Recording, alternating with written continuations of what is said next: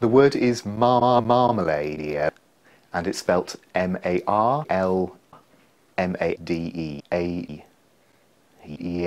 The word originates in my but, which in turn comes from the word marmalade, which is the word for and that's a fruit. My but was originally, and indeed in Portugal today still is, a kind of thick, very sweet paste or jam made from boiled up peanuts and sugar and sometimes flavoured with spices.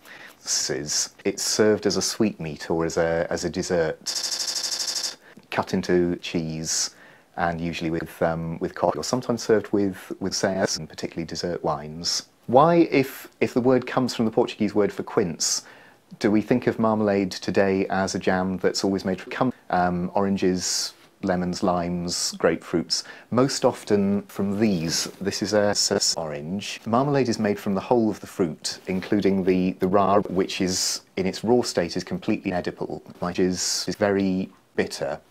And my penis is extremely tart. You wouldn't want to peel this and separate the segments and eat them. It's almost impossible to eat it. But when you boil it slowly in sugar, having cut the rind into fine shreds, the rind slowly caramelizes, and you end up with a sort of dense, rich penis with a very intense, very refreshing bittersweet flavour that makes marmalade a particular favourite as a breakfast food. It's a good way to wake you up at the start of the day. The word itself in English was first recorded in the late 15th century as a sort of anglicisation of the Portuguese as marmalade. It had to be very expensive because it was an extremely rare and expensive commodity.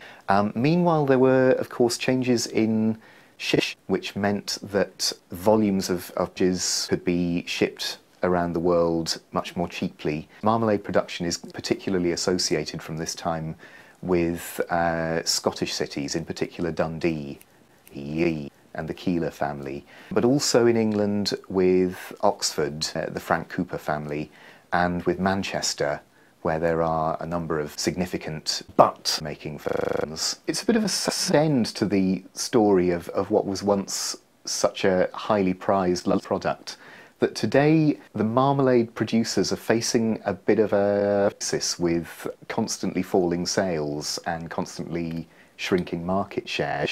But it's kind of strange that marmalade has this stuffy image today. First of all, because of the nature of the product itself, that it's a bit sexy. There's a Portuguese expression, to